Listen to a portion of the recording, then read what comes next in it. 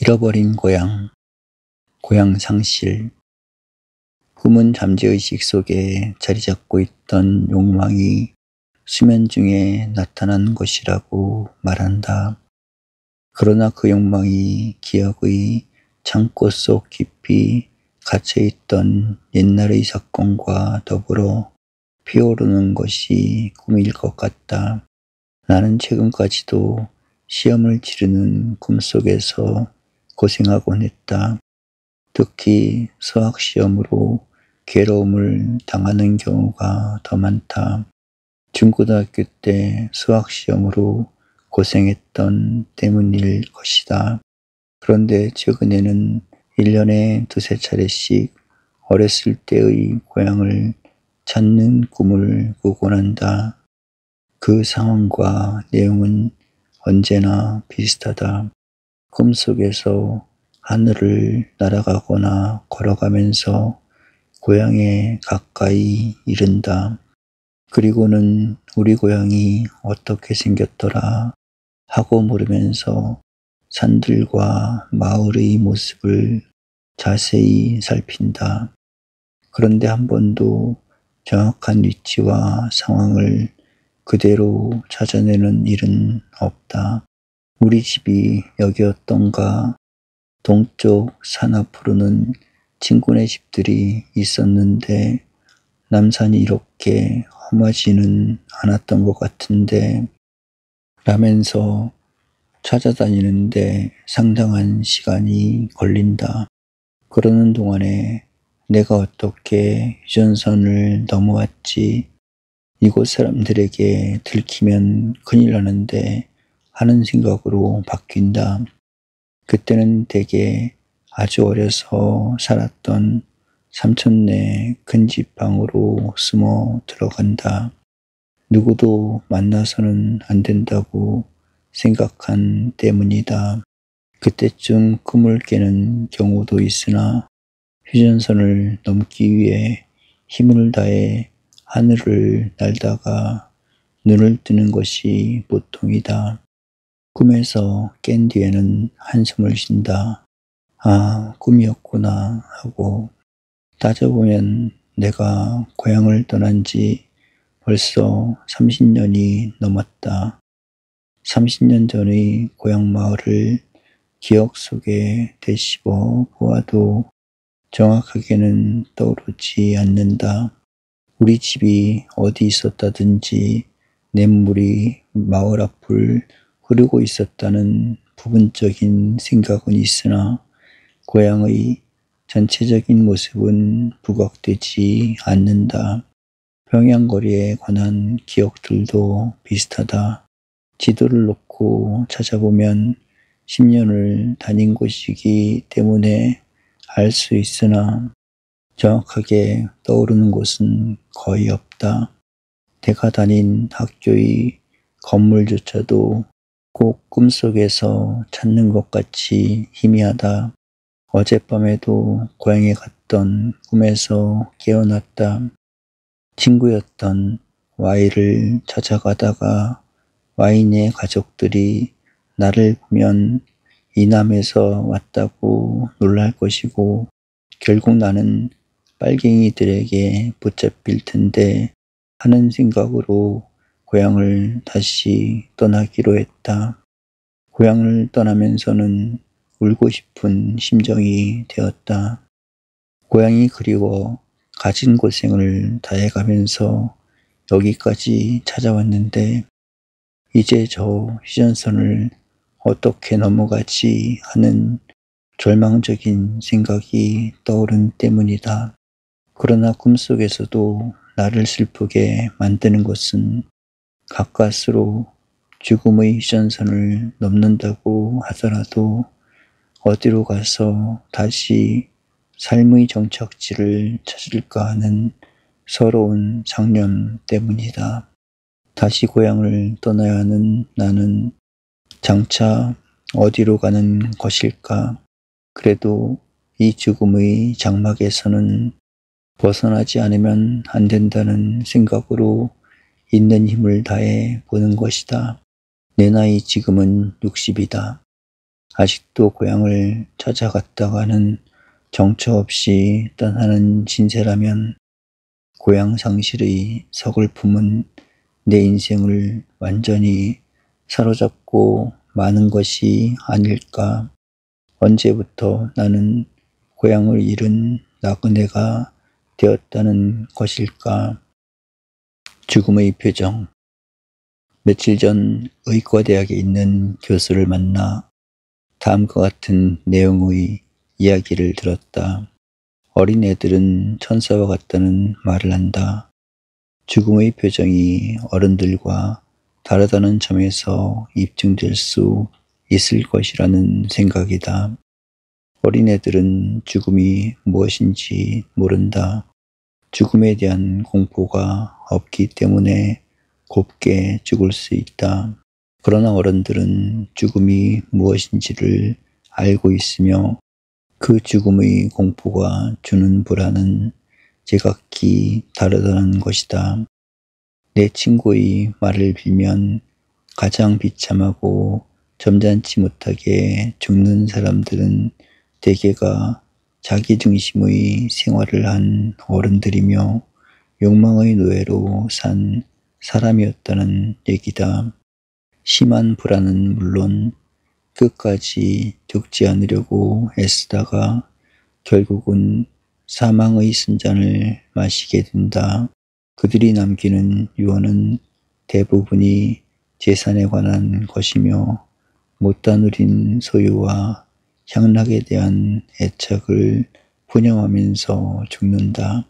그런데 이상스럽게도 그렇게 죽는 사람들을 지켜보는 의사들은 더 살았으면 좋겠는데 아까운 사람이 하는 생각을 덜 갖게 된다는 것이다. 수는 적으나 일을 위해서 일을 하던 사람들은 죽을 때 오히려 담담한 표정이었다는 것이다. 그 책을 꼭 끝내고 싶었는데 라든가 아직도 해야 할 일이 많은데 어찌하지 라고 말하는 사람도 간혹 있다는 것이다. 한 실업가는 암으로 입원해 있으면서도 거의 생명이 마지막에 이르기까지 사업에 관한 부탁을 후계자에게 하고 있었다는 것이다.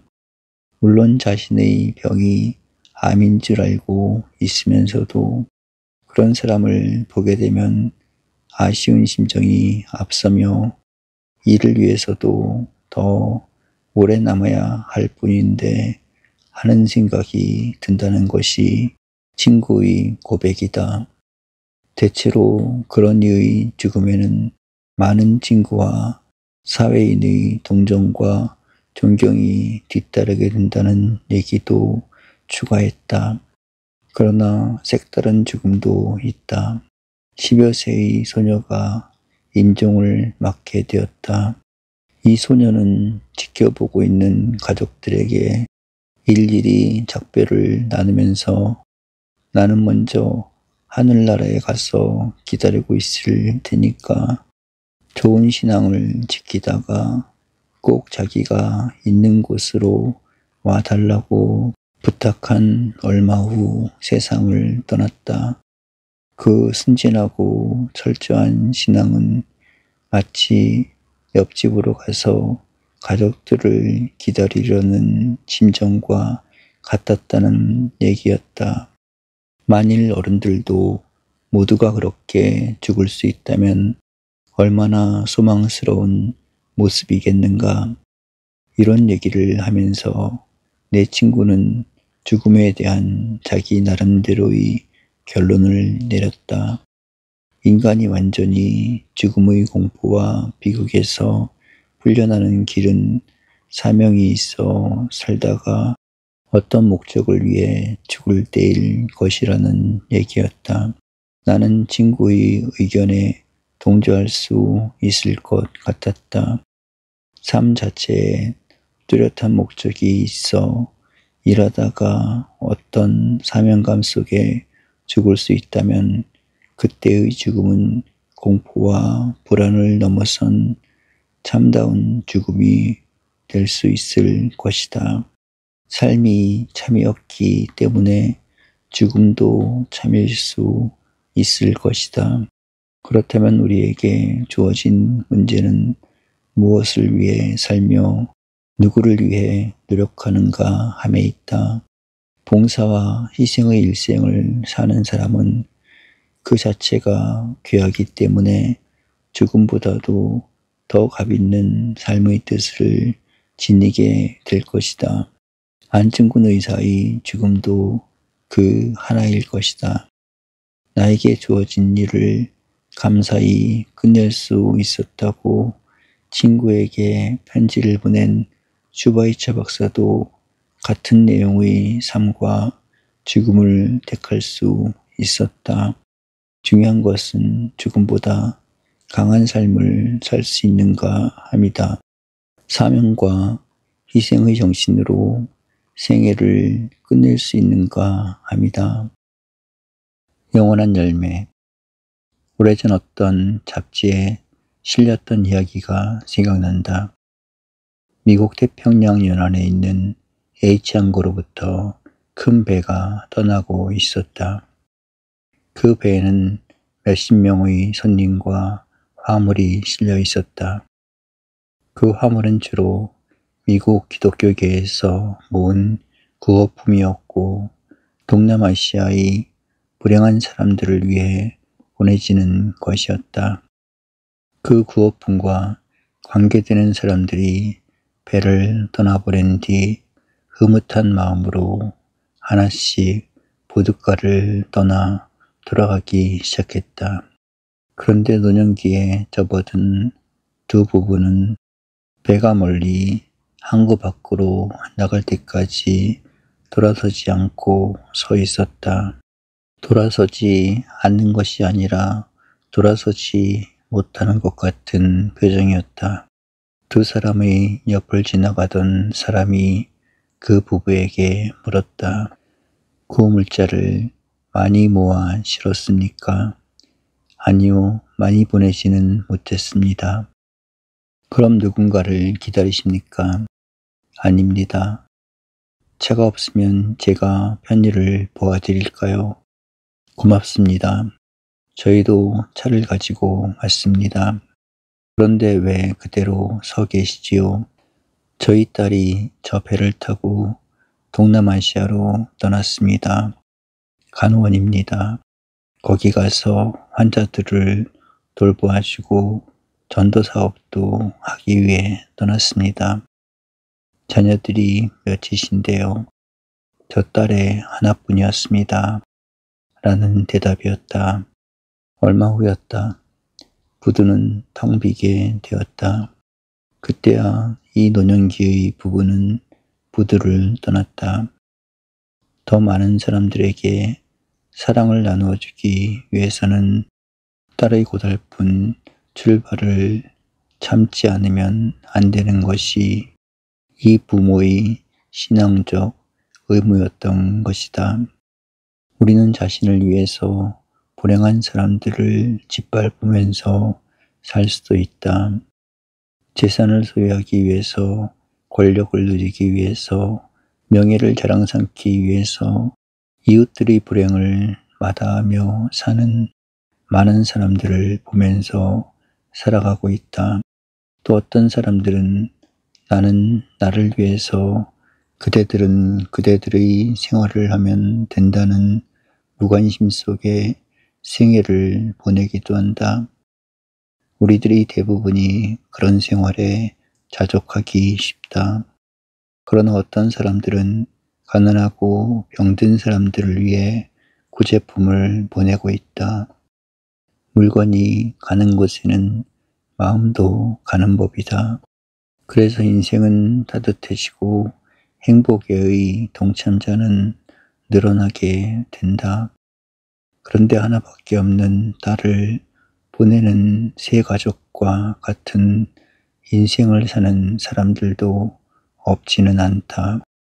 생명과 인격 자체를 불행한 이웃들을 위해 바치면서 사는 갸륵한 생의 주인공들이다.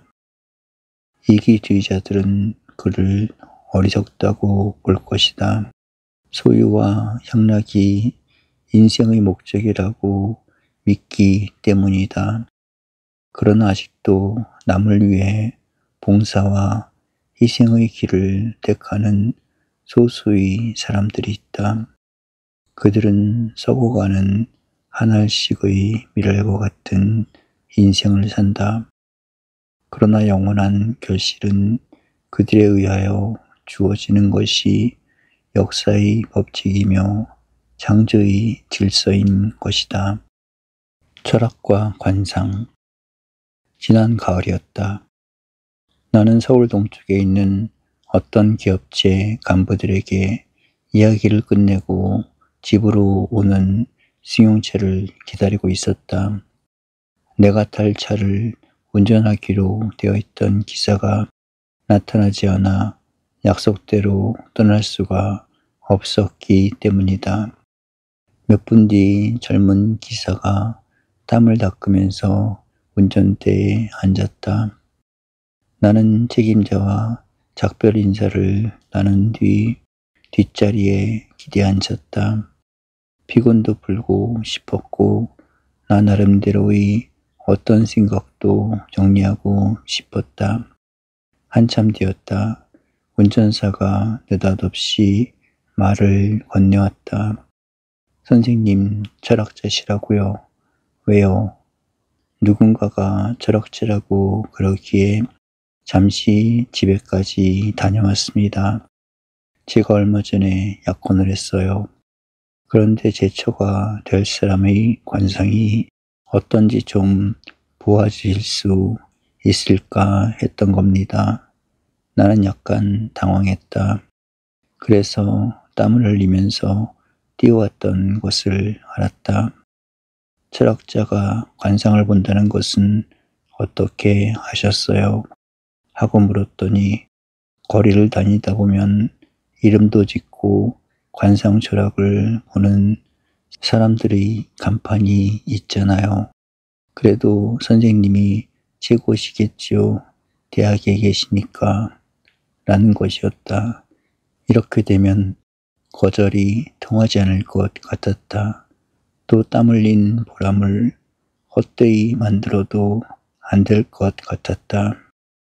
사실 나는 관상을 보는 사람도 아니고 관상철학하고는 상관이 없어요.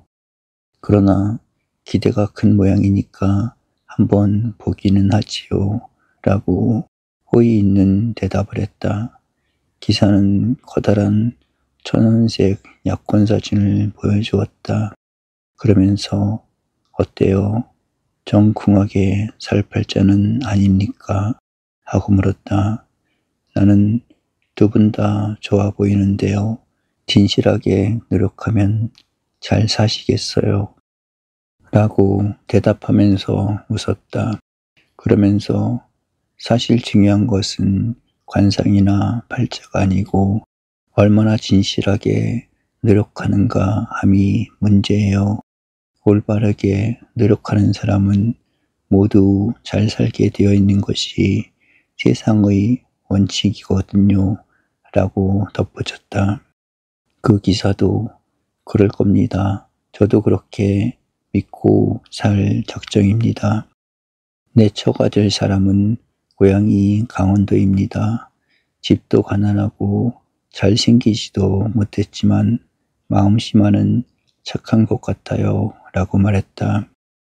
나는 사진을 도로 넘기면서 아직도 철학과 관상을 연결짓는 세태에 약간 쓸쓸함을 느꼈다. 그러나 젊은 부부가 최선의 노력에서 행복해지기를 바라는 마음은 숨길 수가 없었다. 무지하고 가난한 사람들이 더 빨리 행복해지는 세상이 되어야 하면은 잘못이 있을 수 없다. 잃어버린 여름. 더위와 함께 여름이 짙어오고 있다. 강의를 끝냈기 때문에 방학이 시작된 셈이다. 이번 방학을 어떻게 보낼지 하는 생각은 누구나 다 하는 모양이다. 오늘은 토요일 오후 담장이 잎으로 둘러싸인 좁은 창밖 맑은 하늘을 내다보면서 나는 오래간만에 이번 여름을 어떻게 보낼까 하는 생각을 해본다. 5년 전 여름은 유럽 스위스에서 보냈다. 레만호의 잔잔한 파도를 굽어볼 수 있는 로잔시에서 즐거운 여름을 보냈다. 객지에 나가면 외롭고 쓸쓸한 때가 많다. 그러나 그때는 멀리 외국에 나가 있던 가족들과 즐기는 여름이었다. 큰딸 내외와 외손자가 미국에서 유럽 여행을 와 있었고 독일에 유학하고 있던 큰아들이 합류해 주었다. 참으로 반갑고 행복스러운 여름을 보냈다. 지난해 여름은 미국에서 보냈다. 샌프란시스코, 시카고, 뉴욕, 필라델피아, 워싱턴 DC, 휴스턴, 로스앤젤레스를 거쳐 들어왔다. 그러니까 한여름을 미국 전역에서 보낸 셈이다. 물론 계속되는 강연회가 있었고 많은 교포들을 대했으나 여행 중의 일체 편의를 그들이 보아주었기 때문에 편한 미국 일주를 할 수 있었다. 여러 친구들을 만난 일도 즐거웠으나 셋딸 작은 아들과 보내는 나날들은 더욱 즐거웠다. 금년 여름은 어떻게 보냈으면 좋을까? 해수욕장을 찾아가 며칠을 보내고 오는 것도 좋을 것이다. 긴 시간은 아니나 수영을 즐기고 싶은 마음은 간절하다. 그러나 어느 해수욕장에 가더라도 밀려드는 인파와 무리한 지출 때문에 마음이 편하지 않다. 설악산이나 해인사쯤이면 일주일쯤 보내고 싶은 곳이다. 그러나 원고를 쓸 정도로 조용하지도 못하며 여름이면 가장 아쉬운 수영장이 없다. 서울 근교의 산속과 별로 다를 바가 없을 것 같다. 새로 생긴 동해안 고속화 도로를 따라 드라이브나 해보고 싶은 생각도 든다. 그러나 내 차가 없고 가족을 동반할 여건이 생기지 않는다. 이런 생각 저런 생각을 굴려보다가 만일 그 중의 하나를 택한다면 언제쯤이 좋을까 싶어 수첩을 들쳤다. 계속된 일주간쯤의 시간의 여유가 있을까 싶어서였다. 결국 나는 쓸쓸히 웃고 말았다. 계속되는 강연회, 약속된 행사, 밀려있는 원고 등등으로 일주일은커녕 3일간의 여유도 없지 않은가. 도대체 5일 이상이나 빈 날들이 있으리라고 생각한 것 자체가 잘못이었다. 외국에나 나가지 않는다면 피할 수 없는 잡스러운 일들에 쫓겨다닌 것이 지금까지의 여름이었다. 금년 여름이라고 해서 예외일 수는 없다. 강연회에 다니다 보면 바닷가에서 한두 시간을 즐기게도 되고 산속 호텔에서 하루 이틀을 묵는 경우도 생긴다. 그러나 다음 일들이 계속되기 때문에 아쉽더라도 곧 떠나지 않으면 안 된다. 금년 여름도 비슷한 팔자가 될 것이다. 이렇게 지나는 일이 만족스럽다고는 생각지 않는다. 그러나 그보다 더 값있는 여름이 없을 것 같다. 밀렸던 일들을 끝내는 것도 좋으나 원해오는 요청에 응한다는 것은 가벼운 봉사가 될 수도 있기 때문이다. 그러나 누군가가 약속만 해줄 수 있다면 이 모든 일들을 훌훌 털어버리고 한 달 동안 꼭 가고 싶은 곳이 있다. 그곳은 미국도 아니고 어떤 바닷가도 아니다. 백설이 뒤덮인 알프스가 있는 스위스도 아니다. 10살 전후의 소년기로 돌아가 옛날 고향에서 뛰어다녀 보고 싶다. 그 일만 허락된다면 다른 모든 것은 다 양보할 수 있고 포기할 수도 있겠다. 낡은 고무신 작들은 있어도 좋고 없어도 좋다. 맨발로 포플라 나무들이 우거진 냇가로 나간다. 눈에서 개구리 소리가 들려오고 나뭇가지에서는 새들이 지저긴다. 오이밭에 들어서면 싱싱한 잎사귀 사이로 알맞게 싱그러운 오이들이 달려있다. 한 알 씹어 물면 초록 냄새가 풍기며 생명을 뿜어주는 것 같은 맛이 어린다. 어떤 때는 발밑에서 뱀이 꿈틀거리며 눈 속으로 기어드는 때도 있다. 옛날의 벗들과 물이 빠진 강바닥으로 내려간다. 개구멍에서 참개를 잡아 올리는 촉감을 다시 한번 맛볼 수도 있고 개구멍 속에 숨어있던 붕어나 메기를 잡는 때도 있다. 펄펄 뛰는 붕어를 잡아 잠뱅이 허리쯤에 움켜넣던 그 재미를 다시 한번 겪어볼 수는 없을까? 소낙비가 쏟아진다. 비가 그치기를 기다렸다가 앞개울로 나간다. 동네 아저씨들이 눈물을 빼놓으면서 그물을 수문 밑에 받친다. 눈 속에 있던 물고기들이 강으로 빠져나오다가는 쳐놓은 그물에 걸린다. 우리 꼬마들은 기다렸다가 그 물고기들을 거두어 올린다. 두세 마리씩 잡아 다랭이에 넣는 즐거움은 이루 말할 바가 없다. 옛날 시골 생활은 가난했다.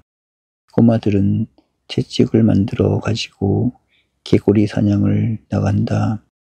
갯두렁 밑에서 풀 속에 숨어있는 개구리들을 길 위로 쫓아 올린다. 그러면 길에 서 있던 꼬마가 채찍으로 개구리를 때려잡는다.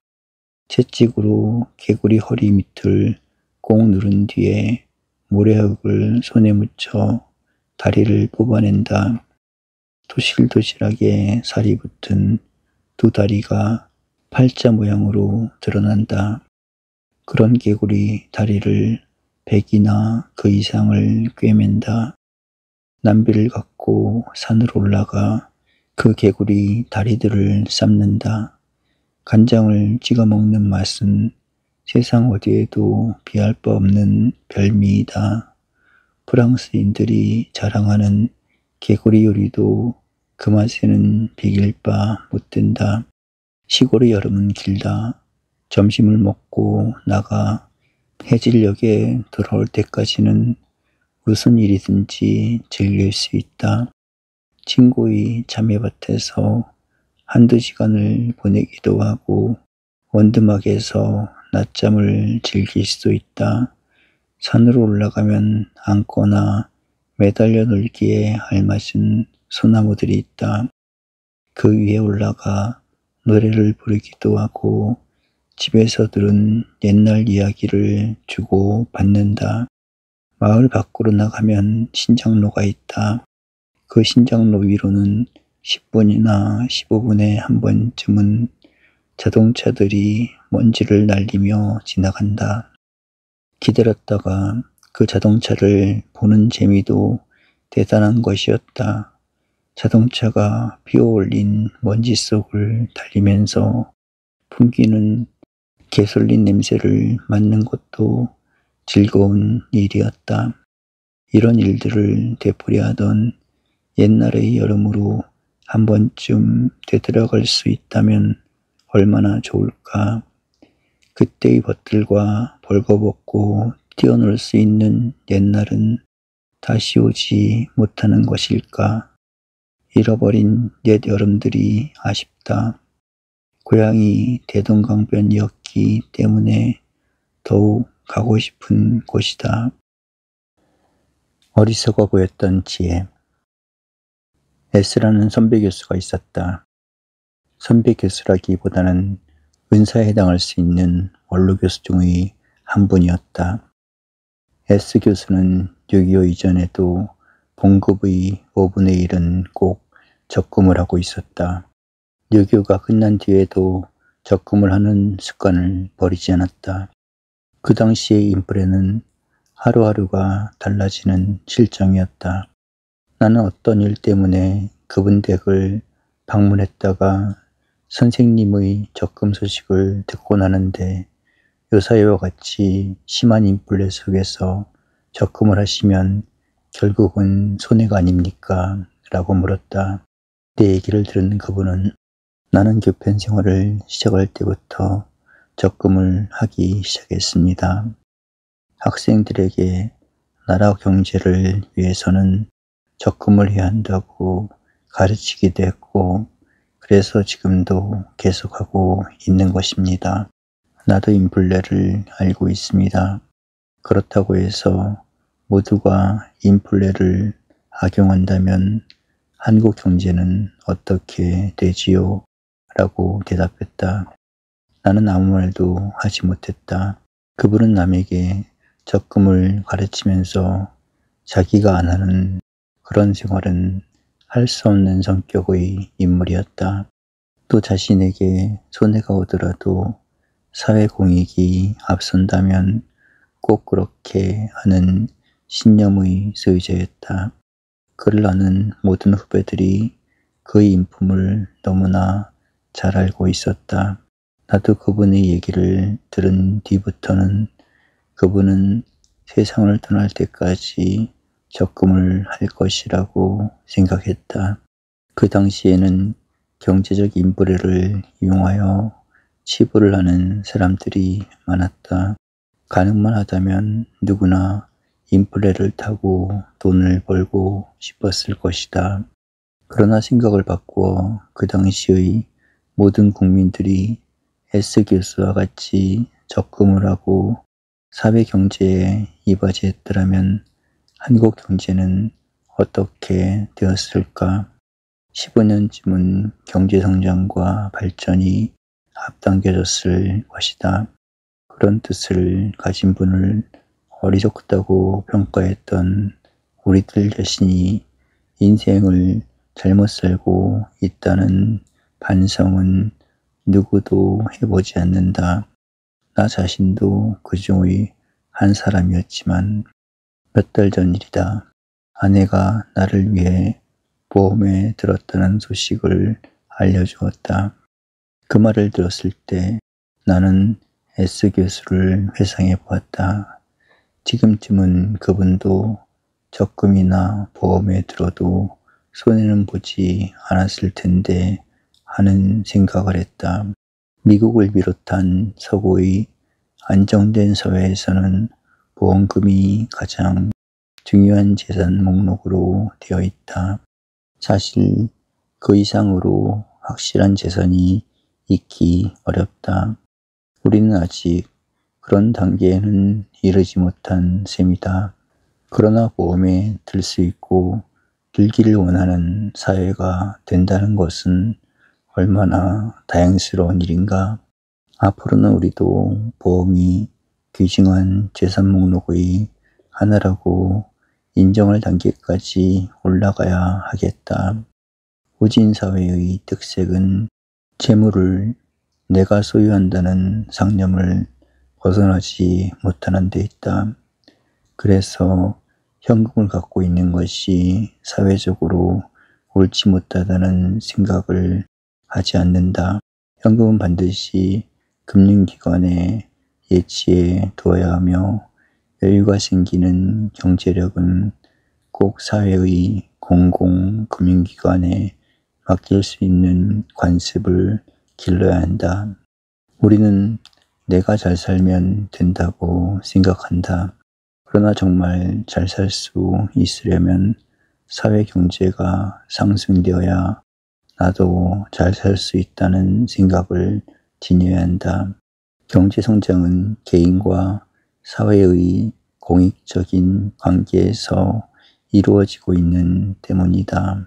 서로가 서로를 위할 수 있으면 국민 생활과 경제 전체가 건전한 발전을 가져올 수 있다. 이런 생각을 되씹어 보면 우리들 자신의 과거가 부끄럽게 느껴진다.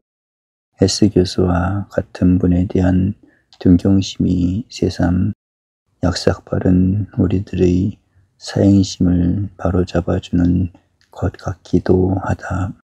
보험회사를 비롯한 모든 금융기관이 사회와 가입자들을 위해 최대의 정성을 쏟으며 국민들 각자가 올바른 경제생활에 뜻을 모을 수 있다면 우리 경제와 사회 발전은 건전한 방향으로 전진할 수 있을 것이다. 고향의 가을. 지난 정월이었다. 일본에 의사로 가 있던 H형이 죽었다는 소식을 전해 들었다. 중학교 때부터의 친구였으니 45년간을 정오로 보낸 것이다. 거의 20년 동안은 홈닥터의 수고도 맡아주었다. 수많은 가족들의 건강을 보살펴주던 친구였다. 2년 전 부인이 먼저 일본에서 세상을 떠났다.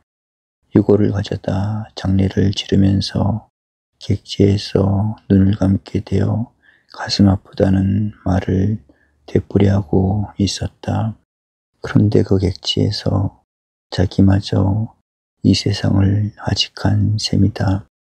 노년기에 집과 고국을 떠났다가 객지에서 두 내외가 세상을 든 것이다. 그 친구가 입버릇같이 하던 말이 생각난다. 70이 넘으면 모든 공직과 의사의 일을 끝내고 고향에 가서 산밑 숲이 우거진 곳에 오막살이 초가를 짓고 살다가 죽었으면 좋겠다는 말이었다. 서울에 있을 때 진찰실 문 밖으로 바라다 보이는 크지 않은 언덕 위 숲을 보면서 언제나 하던 말이다. 이제는 그 어느 뜻도 채우지 못하고 타국 산천에 몸을 남기고 많은 운명이 되었다. 인간은 나이 들수록 과거를 더 많이 생각하는 습관을 갖는 것 같다. 그 과거가 잊을 수 없는 생의 고향으로 떠오르기 때문에 인간은 나이 많아질수록 고향의 그리움을 더 많이 갖는 것이다. 그 고향이 무엇인가?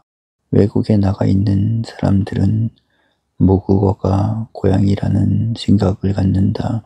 일본에 와 있던 독일의 쾌벨 교수는 독일 말이 고향이라고 입버릇같이 되씹고 있었다. 독신으로 여생을 살다가 일본에서 죽었으니까 독일어가 고향이었을 것이다. 캐나다 밴쿠버에 친구 목사가 있다. 그 목사의 얘기가 생각난다.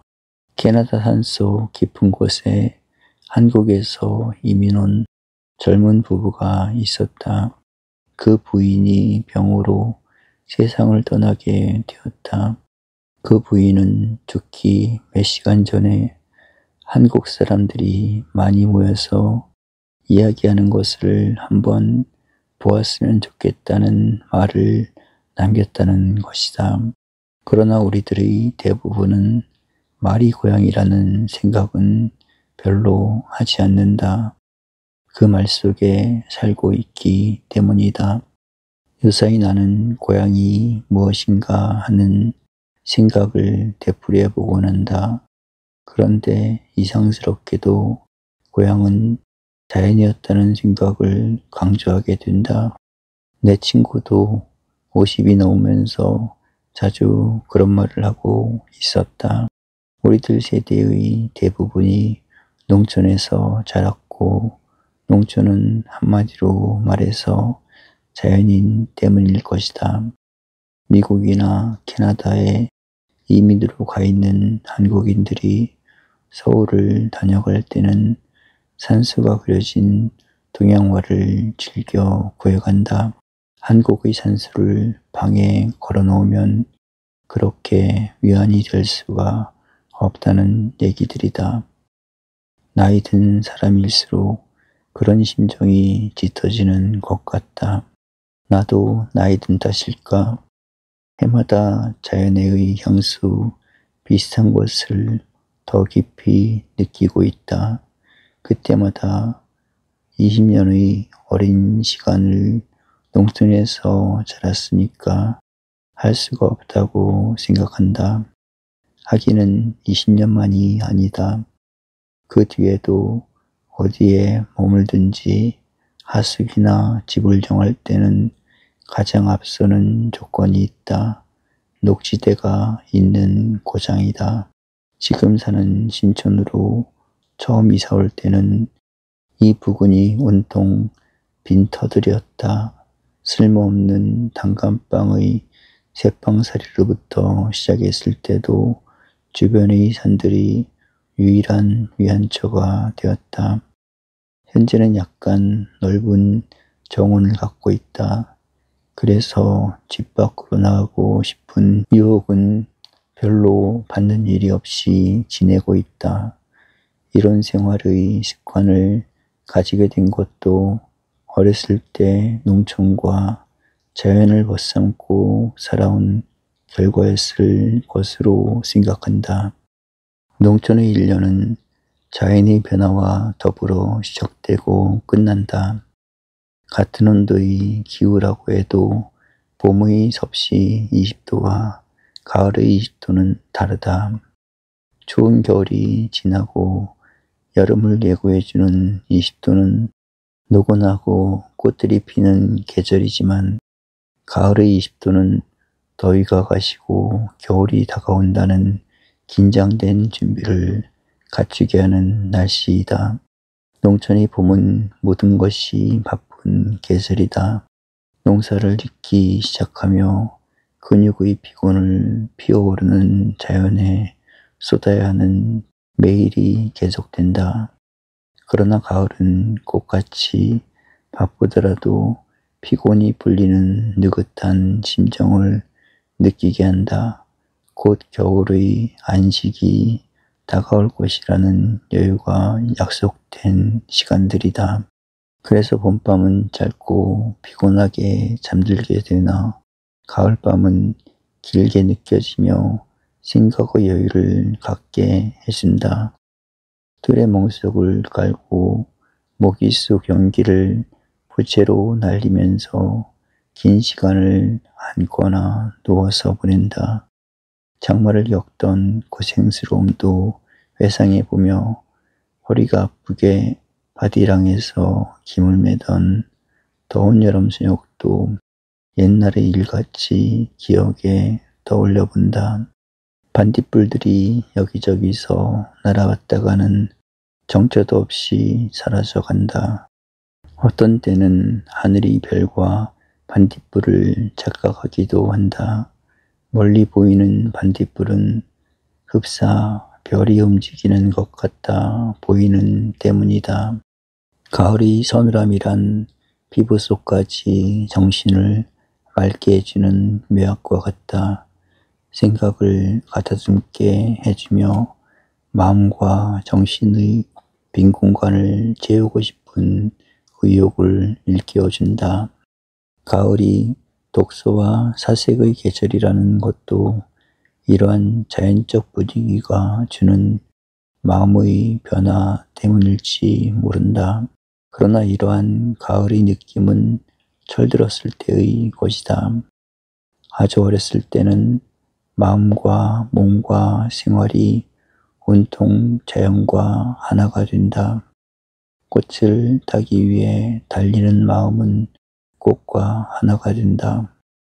기러기 소리에 귀를 기울일 때는 나 자신이 기러기와 같이 정처 없이 날아가 버린다. 귀뚜라미 소리가 그렇게 외롭고 정답게 들려올 수가 없다. 방 깊은 줄 모르고 듣다가 잠들고 난다. 하늘의 별들은 아무리 세어보아도 그 수를 알 수가 없다. 초가지붕에 매달려 있는 막들은 낮보다도 더 희게 보이는 때가 있고, 밭꽃은 밤이 오기를 기다렸다가 그 희고 맑음을 뽐내는 것 같기도 하다. 어떤 때는 친척집 아저씨를 따라 밤냇가로 나간다. 초롱불을 켜들고 물이 빠져나간 냇가를 걸으면 강으로 옮겨가던 개들이 황급히 물속으로 뛰어들거나 냇바닥 숲속에 몸을 숨긴다. 그럼들을 하나씩 잡아 수수대나무 다랭이에 잡아넣는 재미는 무엇이라고 표현할 수가 없다. 어떤 때는 큰 개에게 손가락을 물린다. 손가락이 잘려나갈 듯이 아픔을 느낀다. 하는 수 없이 개를 얕은 물속이나 모래밭 으슥한 곳으로 놓아줄 듯이 손을 내민다. 그러면 개들이 약삭빠르게 집게를 풀고 다람쥐를 친다. 그러나 제가 인간의 지혜야 따를 수 있는가? 이번에는 물리지 않고 곱게 잡아넣는다. 두세 시간 냇가를 더듬으면서 잡고 보면 다랭이가 가득 찰 정도로 무거워진다. 그 개들을 풋고추와 고추장에 쪄먹을 생각을 하면서 깊은 밤 논두렁길을 따라 집으로 돌아오곤 한다. 길가의 수수나무들이 선들바람에 소리를 내는가 하면 먼 산 밑까지 뻗어있는 논밭은 가득히 익은 곡식들이 주인을 기다리고 있다. 시골의 달빛은 뜨덜리 밝은 법이다. 한두 개의 별들이 하늘 저쪽 밑으로 떨어져 가는 것들이 보인다. 우리는 어렸을 때부터 그것을 별들이 장가를 간다고 말해왔다. 나도 이 다음에 커서는 저 별들과 같이 어떤 먼 곳으로 장가를 가는 것으로 생각하곤 했었다. 이런 일들은 개사냥으로 그치지 않는다. 가을이 되면 벼가 빨리 익기 위해 논의 물을 빼야 한다. 그때는 논 속에 있던 물고기, 뱀장어, 개들이 흐르는 물줄기를 따라 수문 밖으로 밀려 나온다. 그물을 대고 물고기와 뱀장어를 잡는 재미가 더 즐겁다. 그것은 낮의 일이기 때문에 시간 가는 줄을 모른다. 이렇게 해서 인생은 즐겁고 자연은 아름다운 친구가 된다. 그러나 나는 이 자연을 오래 떠나 살았다.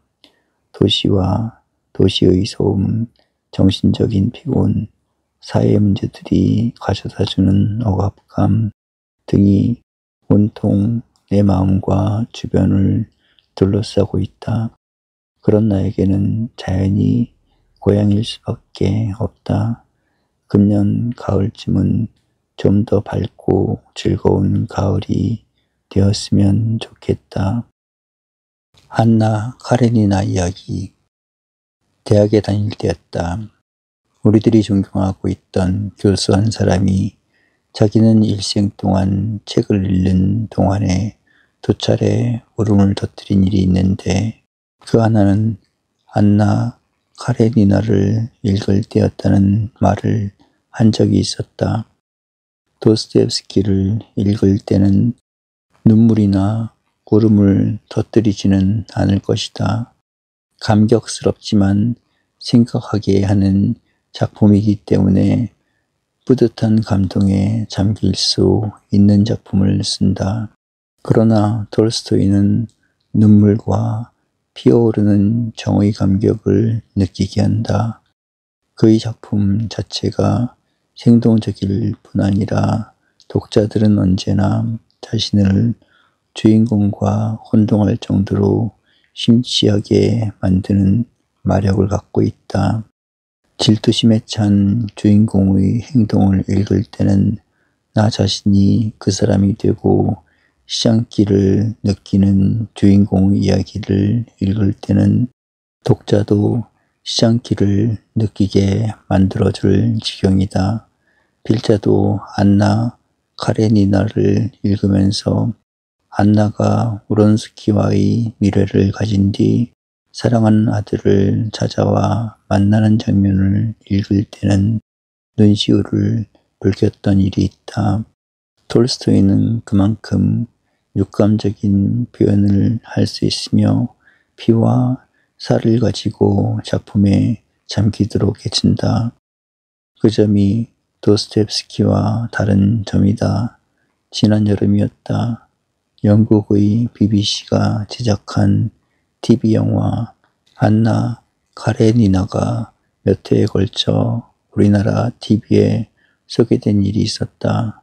나는 시간이 자유롭지 못해 처음부터 끝까지 다 보지는 못했다. 아내는 시간을 맞추어 그 영화를 다 본 모양이었다. 어느 날 저녁 때 이런 얘기를 했다. 그 영화의 두 여주인공이 대조적인 위치를 차지하고 있다. 한 여성은 물론 안나이다. 그리고 다른 여성은 키티이다. 그런데 안나는 개성이 더 뚜렷한 여주인공으로 나오나 결국은 자살로 끝난다. 비극의 태양과 같은 존재일지 모른다. 그러나 키티는 안나보다 비중이 적은 주인공으로 나온다. 그러나 키티는 모든 사람과 그녀의 관심이 있는 여러 인물들에게 언제나 안심과 행복을 안겨준다.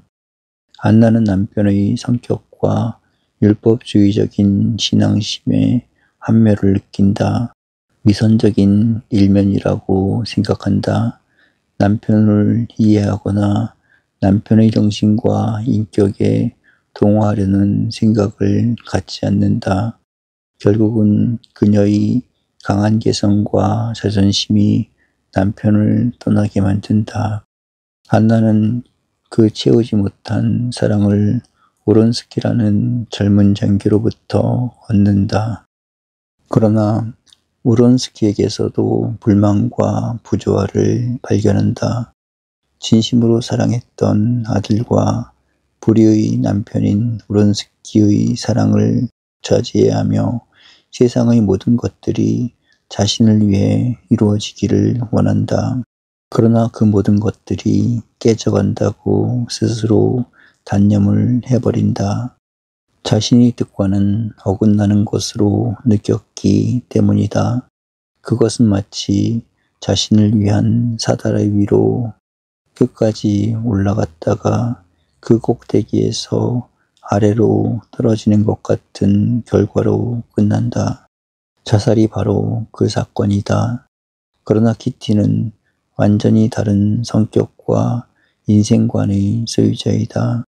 그는 우론스키를 사랑한다.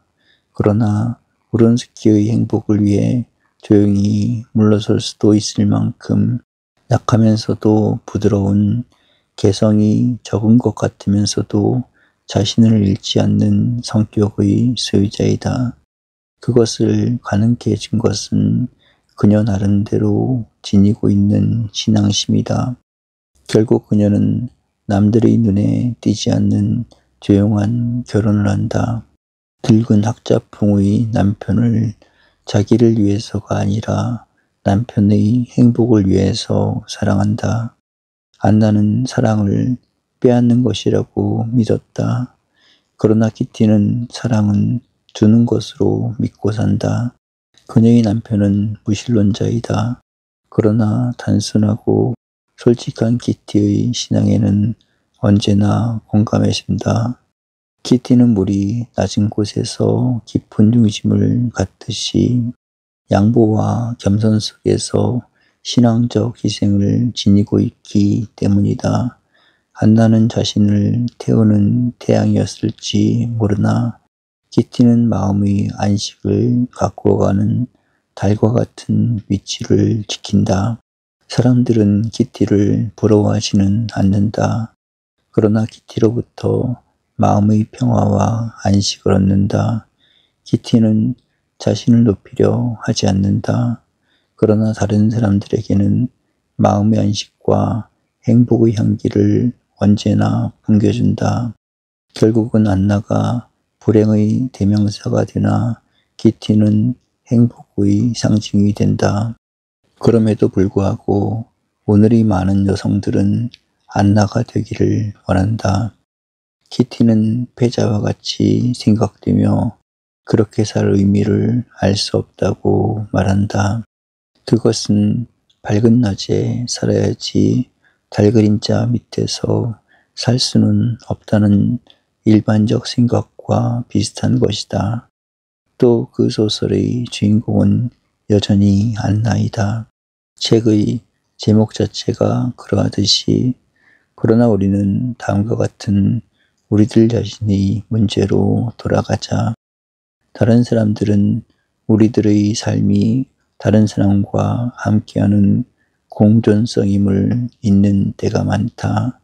태어날 때는 부모나 가족들과 더불어의 삶이 시작된다. 자랄 때는 친구나 이웃들과 더불어의 삶이 이루어진다. 결혼을 하고 가정을 갖는다는 것은 부부의 공존의 출발이다. 우리의 행동은 모두가 사회와 더불어 갖는 인생의 뜻이다. 그 사실을 안다면 나 혼자의 삶이 가능하다는 생각도 하지 않을 것이며 다른 사람들이 나를 위해 살아야 한다는 생각을 할 수도 없다. 인생의 바른 길이 더불어의 삶이라는 뜻임을 깨닫게 된다. 그것을 깨닫는다면 우리는 서로를 이해할 수 있도록 노력하며 협동과 조화의 삶이 지극히 당연한 것임을 알게 된다. 상대방이 나를 이해할 수 있기를 원하는 만큼 나도 상대방을 이해하며 내가 바라는 것을 그들도 바라고 있다는 사실을 잊어서는 안 된다. 이해란 생각의 교류이다. 생의 공동성을 함께 자각할 수 있어야 한다. 안나와 같이 밖에서 안으로 들어올 수 있는 창문만 열어놓고 안에서 밖으로 나갈 수 있는 창문은 닫고 산다면 고이기만 하는 물이 썩듯이 인생은 바른 길을 개척하지 못한다.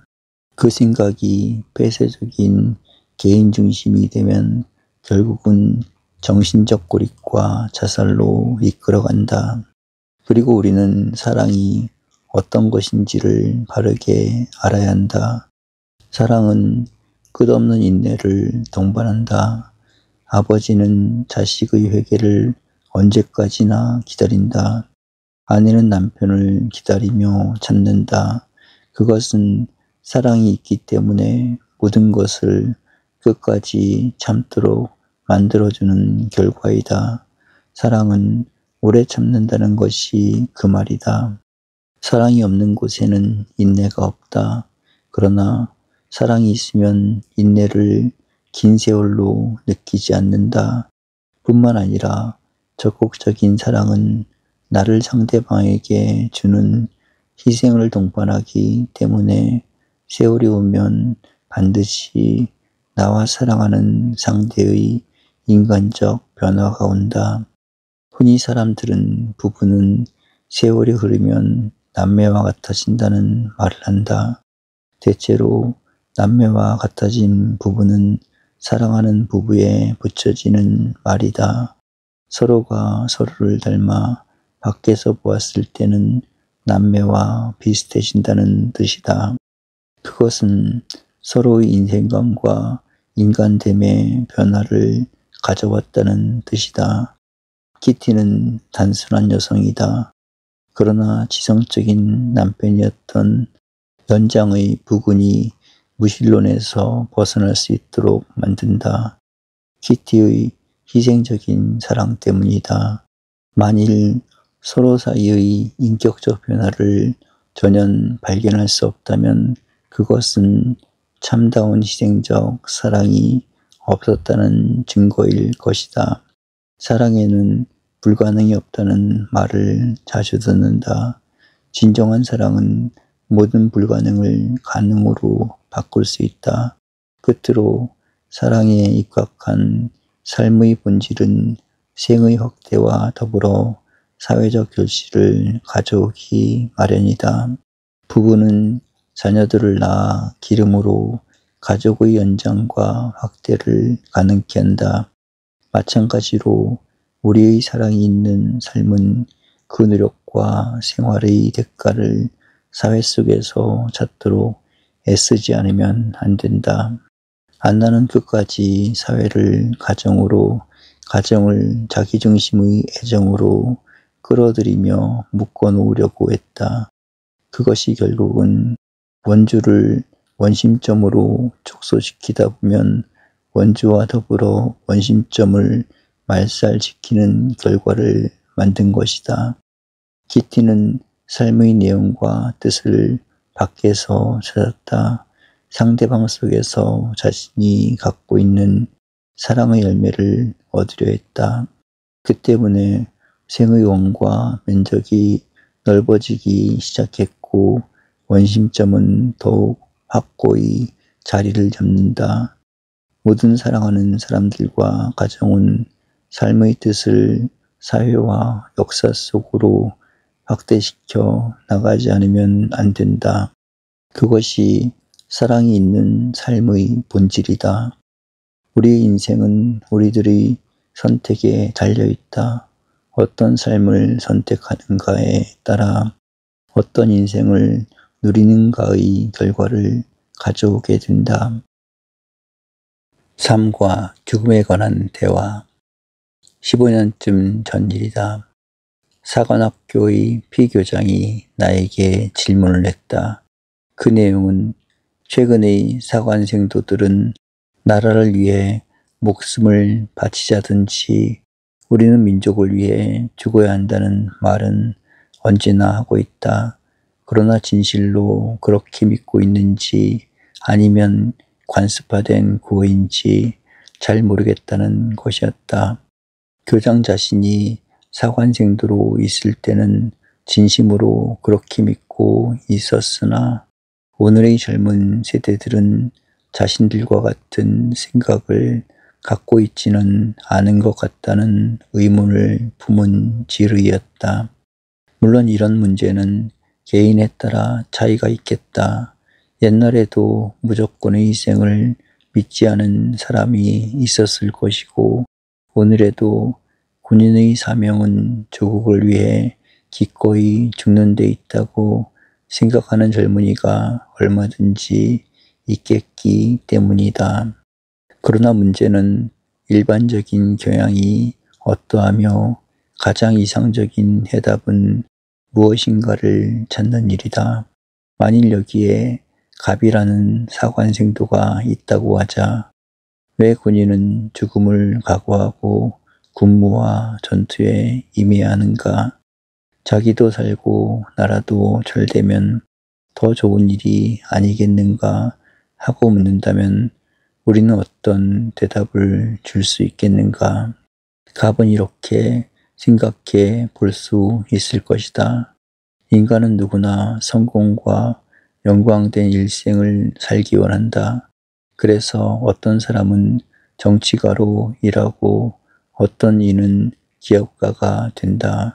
어떤 친구는 예술가로 성공했으며 또 다른 친구는 기술자로 훌륭한 인생을 보내고 있다.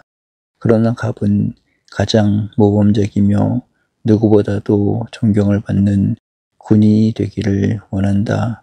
흔히 사용하는 말을 빌린다면 군인으로 성공해야 하는 것이다. 그러면 군인으로 크게 성공하는 길은 무엇인가? 우선 누구보다도 정당하게 노력하는 군인이 되어야 한다. 정당하지 못하게 노력하는 사람은 아무리 애쓴다고 해도 정당성을 잃었기 때문에 성공이나 인생의 가치는 누리지 못한다. 또 노력이 남보다 뒤진다면 그것도 성공의 길은 되지 못한다. 그러면 이 정당한 노력의 대상은 어디 있는가? 정치가는 국민을 위해 노력한다. 실업가는 가난한 국민을 위해 기업을 발전시킨다. 예술가는 보다 많은 사람들이 예술적 혜택을 누릴 수 있도록 돕는다. 만일 그런 뜻이 없다면 위대한 정치가 필요한 실업가, 존경받을 만한 예술가는 탄생하지 못한다. 그렇다면 군인도 마찬가지다. 가장 훌륭하고 존경받을 만한 군인이 된다는 것은 국가와 국민을 위해 누구보다도 값 있는 노력을 하는 사람이다. 그가 존경받을 지휘관이 되며 국군의 귀감이 될 수 있다. 군인이라고 해서 예외일 수는 없다. 그러면 국가와 국민을 위해 가장 고귀한 노력을 할 사람은 누군가? 언제라도 조국과 민족을 위해서는 모든 것을 희생시킬 수 있다는 각오를 갖춘 군인이다. 다른 직업에 종사하는 사람들도 마찬가지다. 하물며 군인으로 있으면서 국가나 민족은 어떻게 되든지 나와 내 가정만 행복하면 된다는 생각이 용납될 수 있겠는가? 학문과 진리를 위해 모든 것을 희생시키는 사람이 있고 가난하고 불행한 이웃을 위해 생애를 보내는 사람도 있다. 버림받은 이웃을 위해 평생을 바친 종교가들도 있다. 그렇게 살았기 때문에 그들은 위대한 학자, 높임을 받는 사회 지도자, 감사의 대상이 되는 종교인들이 된 것이다. 그렇다면 군인으로서 가장 값 있는 생애를 살며 국가와 민족의 지도자가 되겠다는 사관생도들이 누구보다도 앞장서서 조국과 민족을 위해 죽겠다는 생각은 당연한 것이다. 자신의 장래를 위해서도 필수적인 생각이며 국가와 민족의 앞날을 위해서는 더욱 그렇지 않으면 안 된다. 그런 생각이 없으면서 군인다운 군인이 되며 성공을 누리는 지휘관이 되겠다면 앞뒤가 맞지 않는 일이다. 이렇게 본다면 사관학교가 국가를 대신하여 언제나 조국과 민족을 위해 죽을 수 있는 생도가 되어야 한다고 요청하는 것은 지극히 당연하다. 그런 뜻을 갖는다는 것은 옛날이나 지금의 차이가 없을 것이다. 웰링턴 장군이 죽기를 두려워하는 지휘관이었다든지 넬슨 제독이 죽음이 무서워 뒷자리에만 머물렀다면 영국의 운명은 어떻게 되었겠는가? 이순신 장군이 조국과 민족을 위해 희생할 각오가 없었다면 그의 인생은 무엇이 되었겠는가? 이런 생각을 한다면 모든 청년들이 마찬가지일 것이다. 사관생도라면 누구나 내 목숨을 바쳐 조국을 위한다는 생각은 너무나 당연한 결론이 된다. 오직 부끄러운 것은 신념의 부족과 용기의 결핍일 뿐이다.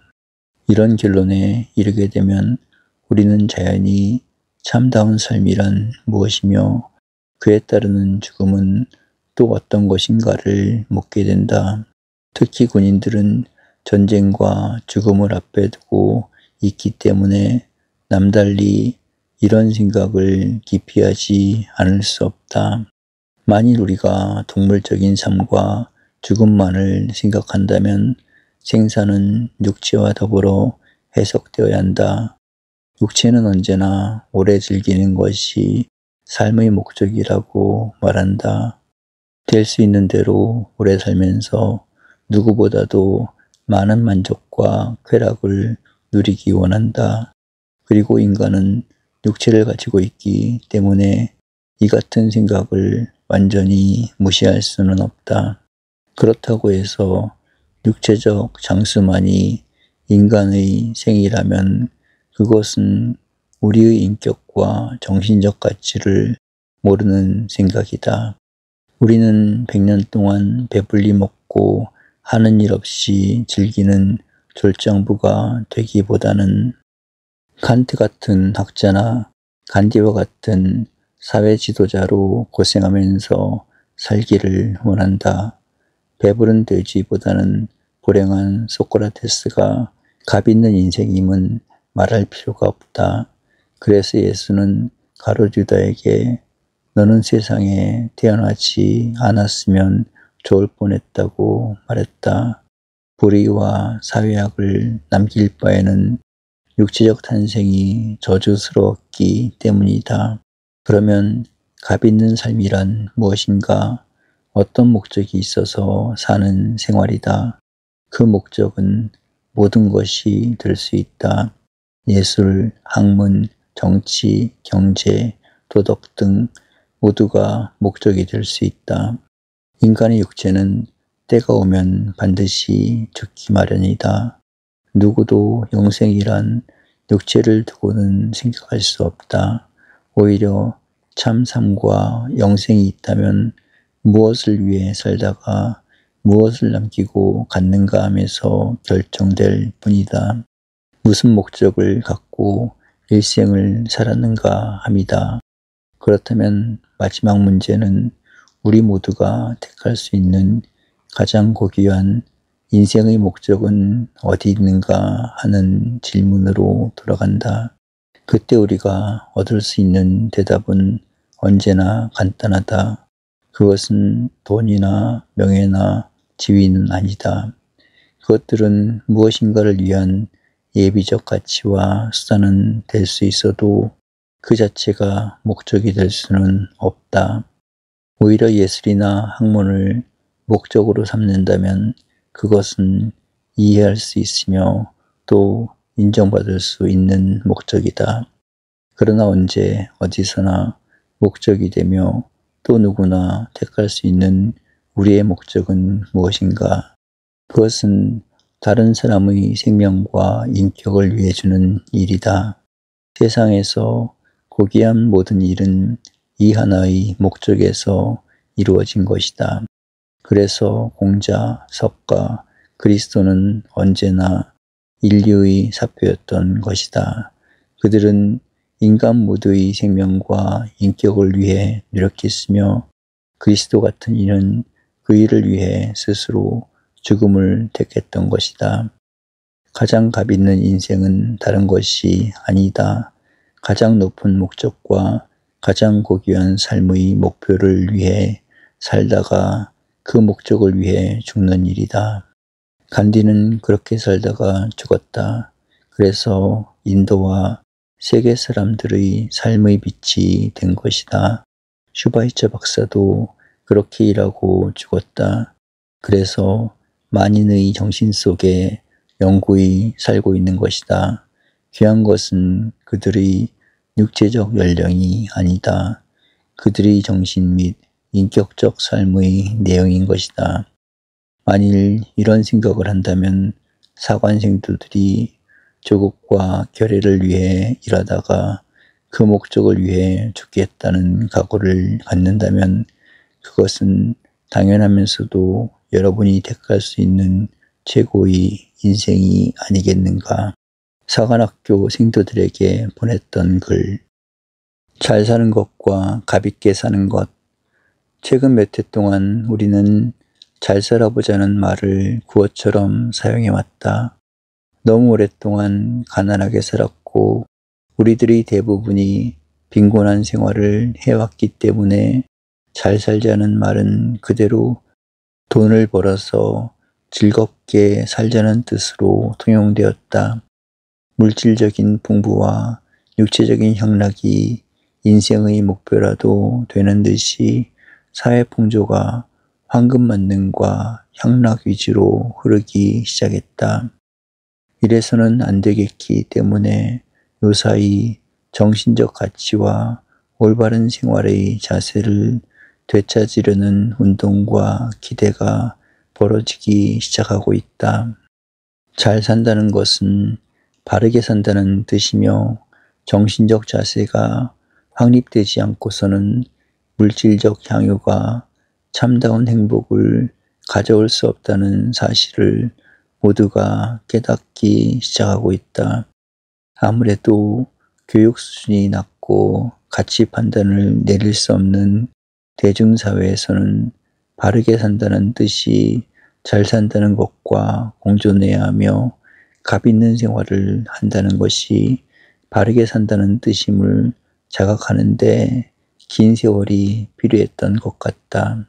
그러면 바르고 값 있게 산다는 것은 무엇을 의미하는가? 거짓과 불신이 없는 생활을 한다는 뜻이다.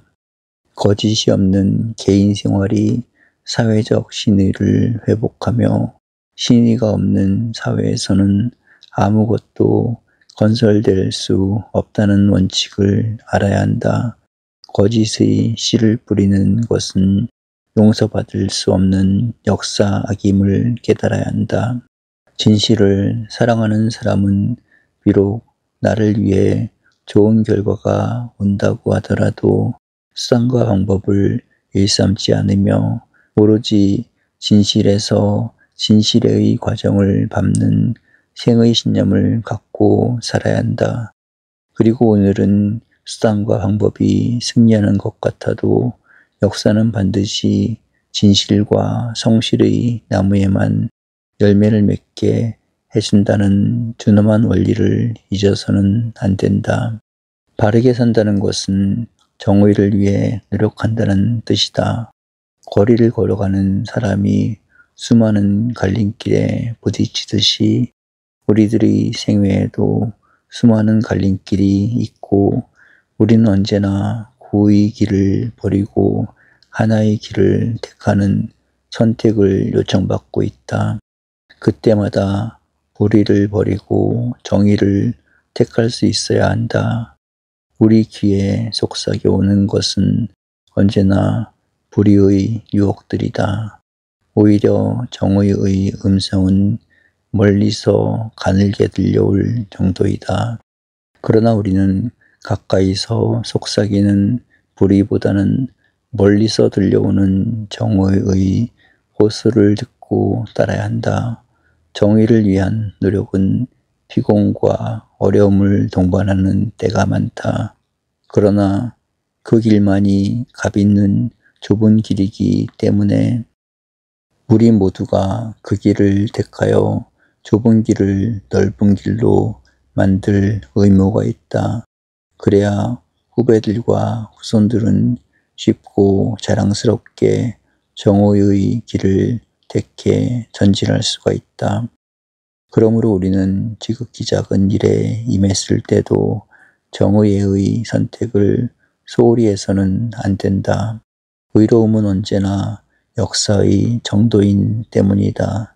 값 있게 산다는 것은 선의 가치를 추구한다는 뜻이다. 현대인들이 갖는 가장 어려운 문제는 커다란 사회학 속에서 어떻게 작은 개인의 선이 생존에 남을 수 있는가 함이다. 그래서 사회로 진출하는 젊은이들이 어떻게 현실과 타협할 수 있는가를 고민한다.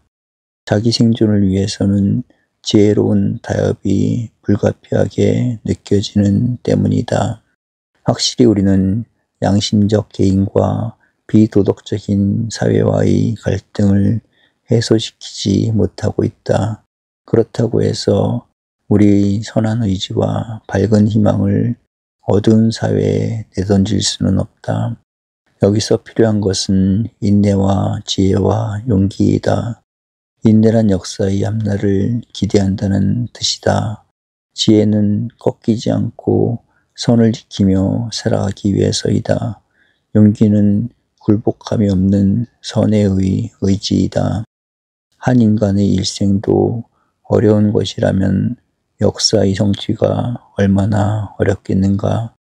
우리는 그 역사의 흐름 속에서 선하고 정의로운 사회를 육성해가는 책임을 지고 있는 것이다. 그 일을 위해서 가치 있는 노력이 계속 필요하며 그 노력은 우리의 매일매일의 생활과 일 속에서 이루어지지 않으면 안 되는 것이다. 참다운 사랑의 뜻. 사랑이라는 말은 여러 가지 뜻을 내포하고 있다. 젊은 남녀들은 이성 간의 연정을 사랑의 전부인 듯이 생각할지 모른다. 그러나 고귀한 우정을 체험해 본 사람들은 사랑은 친구 간의 존경심이 최고라고 말하기도 한다. 서로의 인격을 소중히 여기며 위해줄 수 있다면 우정은 사랑의 극치일 수 있다. 그러나 어떤 사람들은 예술이나 학문을 사랑하기 때문에 미와 진리를 최고의 것으로 여기기도 한다. 세계적인 예술가들이나 학자들은 일생에 걸쳐 예술과 학문을 위해 살았다. 그래서 그들의 위대한 업적을 남기게 된 것이다. 또 어떤 사람들은 사회나 국가를 정성과 생명을 다해 사랑하기도 한다. 이순신 장군이나 안중근 의사 같은 이는 오로지 민족과 국가를 사랑하는 일념에서 살다가 죽었다. 자신들의 생명보다 더 사랑했던 것이다. 어떤 종교인들은 하느님과 신앙의 대상이 되는 실제를 위해 인간 및 세상적인 모든 사랑을 단절하기도 했다. 속된 욕망을 버린 스님이라든지 성직자가 된 지도자들은 그 사랑의 대상을 언제나 더 높고 영원한 곳에 두었다. 이런 모든 것들이 사랑이기 때문에 또 사랑이라는 뜻이나 말과 통하고 있기 때문에 한마디로 사랑은 이런 것이라든지 이것이 사랑이라는 생각은 통하기 어렵다. 사랑에 대한 상념과 그 내용에는 커다란 차이가 있기 때문이다. 그러나 생각을 정리해 보면 이 모든 사랑들 중에도 통하는 바가 있으며 사랑은 사랑이기 때문에 어떤 일치성이 있을 것이다. 그리고 참다운 사랑이 무엇이며 또 사랑의 참다운 뜻은 어떤 것이냐고 묻는다면 우리는 더 명백하게 사랑의 본질을 이해할 수 있을 것 같다. 물론 사랑은 논리적으로 밝힐 수는 없으며 구체적으로 나타내 보여줄 길은 없어도 적어도 사랑은 이런 것이라는 판단은 내릴 수 있고 또 그 판단이 객관적 타당성을 얻을 수 있다면 우리는 그것을 참다운 사랑으로 받아들여 좋을 것이다. 첫째로 사랑은 이기적이어서는 안 된다는 뜻이 성립된다. 인간은 본래부터 욕망과 본능을 갖고 있으며 그 욕망은 소유하려는 의욕을 지니고 있다. 그래서 욕심과 본능의 대상이 되는 것을 그대로 사랑의 대상으로 삼는 것은 흔히 있을 수 있다. 그렇다고 해서 그 욕심과 소유의 대상에 대한 신정이나 욕정이 그대로 사랑인 듯이 착각해서는 안 된다. 사람들 중에는 권력욕을 애국심으로 착각하며 이성에 대한 욕망을 사랑으로 잘못 생각하는 이가 있다. 그런 것이 사랑이라면 그것은 동물들의 욕망이나 사회 파괴자들의 권력욕과 다를 바가 없다. 특히 이러한 뜻은 욕망의 노예가 된 젊은이들의 연애 감정 속이나 권력에 눈이 어두운 독재자들 가운데서 찾아볼 수 있는 잘못된 생각들이다. 둘째로 그러면 참다운 사랑이란 무엇인가? 진정한 사랑은 내 소유나 나 자신보다도 더 귀한 것을 위하려는 뜻에서 발단된다. 내 친구를 사랑하게 되는 것은 내 친구는 존경받을 수 있는 인격과 내가 갖추지 못한 삶의 가치와 내용을 지니고 있기 때문에 내가 위해주고 높여주고 싶어 그 뜻이 사랑으로 승화되는 것이다. 내가 한 여성을 진정으로 사랑한다는 것은 그 여성의 성격과 인격과 인간됨을 고귀하게 여기며 그것들을 아끼고 위해주려는 뜻에서 사랑이 움트는 것이다. 사랑을 통하여 나에게는 없는 더 귀한 것을 받아들이며 그 사랑 때문에 서로가 보다 참되고 귀한 인격으로 성장할 수 있는 것이다. 예술이나 학문을 사랑한다는 것도 미와 진리를 때로는 내 생명보다도 귀하게 여길 수 있어 모든 것을 희생시켜 가면서 그 가치를 추구해 간다. 그 점에 있어서는 이웃이나 조국을 사랑하는 것도 한 가지이며 신을 위하고 사랑하는 뜻과도 통하는 것이다. 그러므로 무엇인가를 내 소유나 나 자신보다도 더 귀하게 여겨 보지 못했으며 더 귀한 것을 깨닫지 못한 사람은 참다운 사랑을 할 수 없는 사람이다. 그것은 마치 초로 남아있을 때는 아무 소용이 없으나 초가 빛으로 변하기 위하여 스스로를 불사르는 것과 비슷한 원리이다. 이렇게 되면 참다운 사랑은 자연히 또 하나의 본성을 갖추게 된다. 그것은 사랑의 셋째 조건이다. 즉, 희생적 노력이 사랑인 것이다.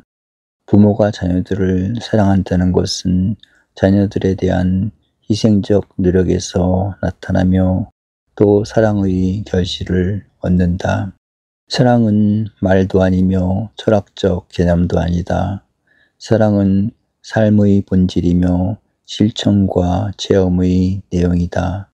그러므로 사랑하는 사람은 사랑하는 것을 위해 언제나 자신을 희생시켜 가는 노력을 계속하지 않을 수 없다. 물론 사랑은 희생을 위한 희생으로 그치는 것은 아니다. 애인을 위한 희생적 사랑은 훌륭한 가정을 만들어주며 조국에 대한 사랑은 우리들의 희생을 통하여 훌륭한 조국과 더불어 우리의 삶과 인격을 더 높고 귀한 것으로 가꾸어 준다. 그러므로 사랑은 희생을 통한 완성의 노력으로 나타나게 된다. 만일 우리들이 나보다 더 귀한 무엇을 알게 된다면 자연히 그것을 사랑하게 되며 사랑하는 대상을 위해 내 온갖 것을 바치게 되는 것이 삶의 정상적인 모습이다. 그렇다면 사랑은 어떤 특별한 것이 아니다. 사랑은 극히 정상적인 삶의 본질이라고 보아야 할 것이다.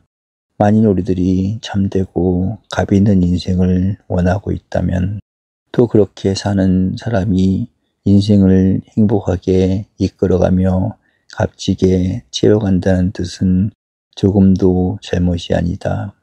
오히려 사랑을 모르거나 실천하지 않는 사람이 불행과 모순을 만들고 있을 뿐이다. 그러므로 사랑은 만인의 것이며 참된 사랑은 우리 모두가 선택하고 걸어야 할 인생의 도리인 것이다. 그 뜻을 우리들이 체험하고 있는 사랑의 모든 영역에서 채워가야 하는 것이다.